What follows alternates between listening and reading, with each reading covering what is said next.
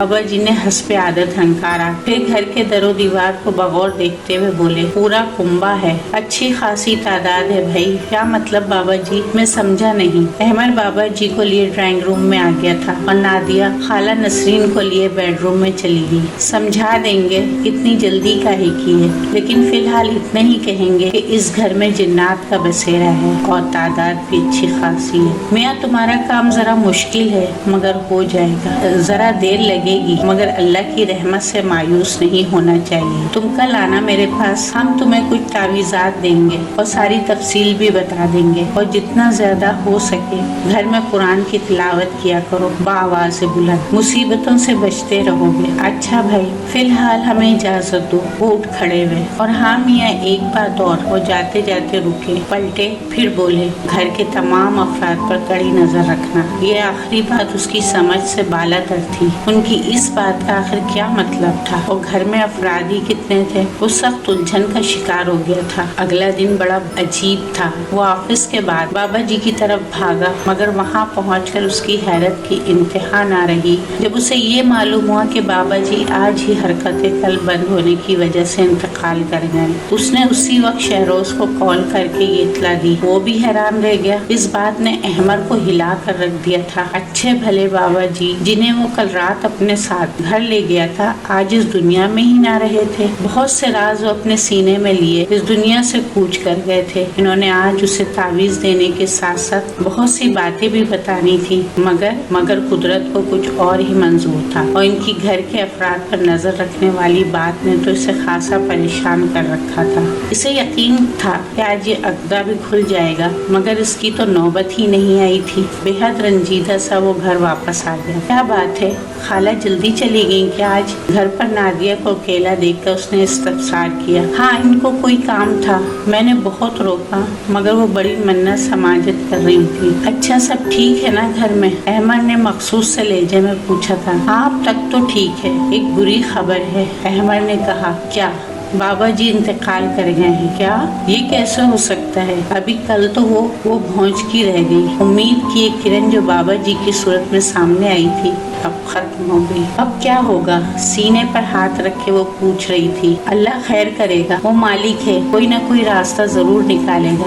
अहमद ने हस्बे मामूल तसल्ली दी, मगर नादिया की परेशानी में रत्ती बराबर फर्क न आया। अगले 2 दिन खाला नसरीन गायब थी। वो दोनों हैरान थे, आखिर वो बगैर इत्तला के अगले 2 दिन खाला नसरीन गायब थी। वो दोनों हैरान थे, आखिर वो बगैर इत्तला के गई तो गई कहाँ? वो दिन दोनों पर खासा भारी था। अहमद खूब तसल्लियाँ देने के बाद बड़ी देर से ऑफिस जाता और फिर भागम भाग शाम से पहले घर वापस आ जाता। दिन का वो हिस्सा नादिया के लिए बड़ी अजियत से गुजारती। हर दम धड़का सा लगा रहता था, खौफ के साए मंडलाते रहते। ऊपर से रोज कोई न कोई गैर मामूली वाक़या होना भी गोया लाजिम था। कभी छत से किसी के भागने दौड़ने की आवाजें आती, कभी कमरे की खिड़की से चमगादड़ों के फड़फड़ाने की आवाजें, और यूं लगता जैसे बहुत से चमगादड़ कमरे की खिड़कियों से अंधाधुंध टकरे मार रहे हैं। कभी पिछले सहन से बहुत सी औरतों के कहकहे सुनाई देते। जर्द चेहरा लिए वो खौफ से कांपती रहती, और हर रात इनके बेड पर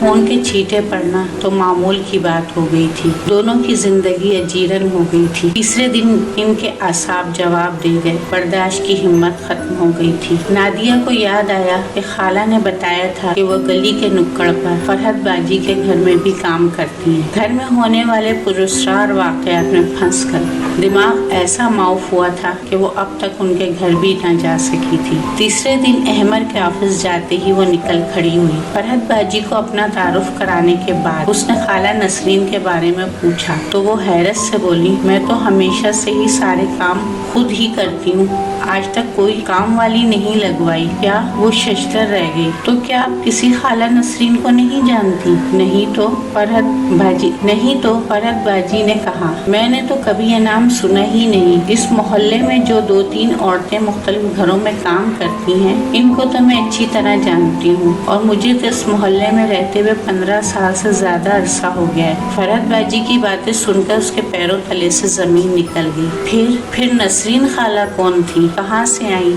اور کہاں گئیں؟ وہ حیرت زدہ خوف میں ڈوبی گھر واپس آئی۔ اس وقت وہ اتنی حواس باختہ تھی کہ بیرونی دروازہ لاک کرنے کا ہوش بھی نہ رہا تھا۔ اندر داخل ہوتے ہی اس کے قدم جیسے زمین نے جکڑ لیے۔ اسے یوں لگا کہ وہ پتھر کی ہو گئی ہے۔ لاؤنج میں صوفے پر خالہ نسرین براجمان تھی۔ وہ حیران تھی۔ اول تو خالہ نے کبھی اتنی جرأت ہی نہ کی تھی کہ صوفے پر اتنے تم تراک سے براجمان ہو۔ دوسرا سوال یہ اٹھتا تھا کہ خالہ اندر کیسے ہیں، جبکہ وہ بیرونی دروازہ لاک کر کے فرحت باجی کے گھر گئی تھی۔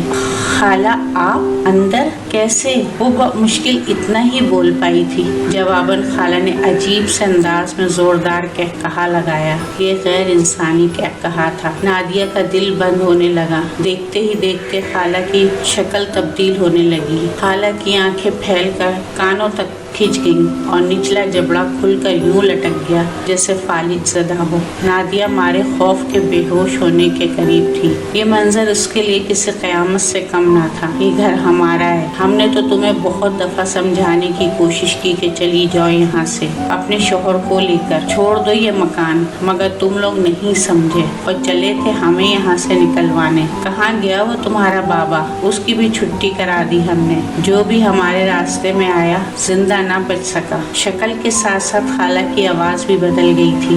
نادیہ آنکھیں پھاڑے دیکھ اور سن رہی تھی۔ اسے یہ سب کسی ڈراؤنے خواب کی مانند لگ رہا تھا۔ اچانک گھر کے پچھلے صحن سے شور کی آواز سنائی دینے لگی اور پھر یکایک بہت سی خوفناک شکلوں والی عورتیں اور عجیب و غریب حیت والے بچے دھڑا دھڑ لاؤنج میں داخل ہونے لگے اور دیکھتے ہی دیکھتے پورا لاؤنج اس غیر انسانی مخلوق سے بھر گیا۔ پچھلے صحن سے مسلسل عجیب و غریب آوازیں آ رہی تھی، جیسے وہاں ابھی بھی بہت سے لوگ موجود ہوں۔ وہ وہاں سے بھاگ جانا چاہتی تھی مگر ٹانگوں میں جیسے جان ہی نہ رہا۔ وہ وہاں سے بھاگ جانا چاہتی تھی مگر ٹانگوں میں جیسے جان ہی نہ رہی تھی۔ پک چہرہ لیے وہ بامشکل دیوار کا سہارا لے کر خود کو گرنے سے بچا پائی تھی۔ وہ عورت جس نے خالہ نسرین کے نام سے انسانی روپ دھار رکھا تھا، اچانک نادیہ کے بے حد قریب آ گئی۔ اس سے پہلے کہ وہ نادیہ کو چھوتی، نادیہ چکرا کر گری اور ہوش و خروش سے بیگانہ ہو گئی۔ بہت دیر سے احمر کو عجیب سی بے چینی ہو رہی تھی جسے وہ کوئی نام نہیں دے پا رہا تھا۔ بار بار کام سے توجہ بھٹک جاتی۔ شہروز نے اس کی بڑھتی ہوئی بے چینی نوٹ کی تو بول اٹھا، خیریت تو ہے یار، طبیعت تو ٹھیک ہے؟ ہاں نہیں، پتہ نہیں نادیہ اکیلی گھر میں کس حال میں ہوگی۔ خالہ بھی نہیں آ رہی ہیں آج کل۔ تمہارا تو ذہن گھر میں ہی اٹکا رہتا ہے یار، کال کر لو گھر پہ۔ شہروز کے کہنے پر اس نے گھر میں کال کی مگر نادیہ فون ہی نہیں اٹھا رہی تھی۔ اس نے بار بار کال کی مگر جواب نہ ملا۔ اب اس کی پریشانی میں مزید اضافہ ہو گیا تھا۔ تم ایسا کرو گھر کا ایک چکر لگا آؤ، تب تک میں کام سنبھال لوں گا۔ شہروز کی تسلی پا کر وہ اٹھ کھڑا ہوا۔ گھر کے دروازے پر پہنچ کر وہ بڑا حیران ہوا۔ بیرونی دروازہ کھلا پڑا تھا۔ نادیہ اتنی لاپرواہ تو ہرگز نہ تھی کہ وہ دروازہ اس طرح کھلا چھوڑ دے۔ اسے انہونی کا احساس ہوا تو وہ کھلا گیٹ پار کر کے اندر داخل ہوا۔ اندر سے آنے والی عجیب و غریب آوازوں نے اسے تیز تیز چلنے پر مجبور کر دیا۔ دروازہ کھول کر وہ لاؤنج میں داخل ہوا تو اندر کا منظر دیکھ کر اس کی گھگی بن گئی، مگر پھر نادیہ کو اس غیر انسانی مخلوق کے ہاتھوں میں دیکھتے ہی اس نے ہوش کے ناخن لیے۔ اپنے خوف پر قابو پانے کی کوشش کی تو اسے بابا جی کی بات یاد آئی۔ آنکھیں بند کر کے اس نے باآواز بلند پرانی آیات کی تلاوت کرنا شروع کر دی۔ جو آیات اسے زبانی یاد تھی وہ پڑھتا رہا۔ جب اسے کمرے میں خاموشی اور تنہائی کا احساس ہوا تو اس نے جھٹ سے آنکھیں کھول دی۔ نادیہ ایک کونے میں بے ہوش پڑی تھی۔ وہ برق رفتاری سے اس کی طرف بڑھا، اسے اٹھا کر باہر گاڑی تک لایا۔ گاڑی میں ڈال کر اس نے گاڑی فل اسپیڈ سے اسپتال کی طرف بڑھا دی۔ ڈاکٹروں کی انتھک کوششوں سے نادیہ کو بچا لیا گیا تھا۔ ڈاکٹرز کا کہنا تھا کہ نادیہ کو گلا دبا کر مارنے کی کوشش کی گئی ہے۔ اگر اسے اسپتال لانے میں کچھ دیر ہو جاتی تو اسے بچانا ممکن نہ تھا۔ یہ عقدہ بھی کھل چکا تھا کہ بابا جی نے گھر کے افراد پر نظر رکھنے کو کیوں کہا تھا۔ اس سارے واقعے کو احمد نے میڈیا اور پریس سے کیسے بچایا، یہ ایک الگ کہانی ہے۔ آج اس واقعے کو کئی برس بیت چکے ہیں۔ نادیہ کی صحت یاب ہونے کے بعد ان دونوں نے غلطی سے بھی اس آسیب زدہ مکان میں قدم نہیں رکھا اور دوسرا مکان کرائے پر رہ کر رہنے لگے، مگر اتنے سال گزر جانے کے بعد آج بھی اندرون لوہاری گیٹ لاہور کے ایک محلے میں آج بھی وہ پراسرار مکان بڑی ہیبت سے کھڑا ہے، ویران اور خالی۔ شام کے بعد لوگ اس مکان کے آگے گزرنے سے بھی خوف کھاتے ہیں۔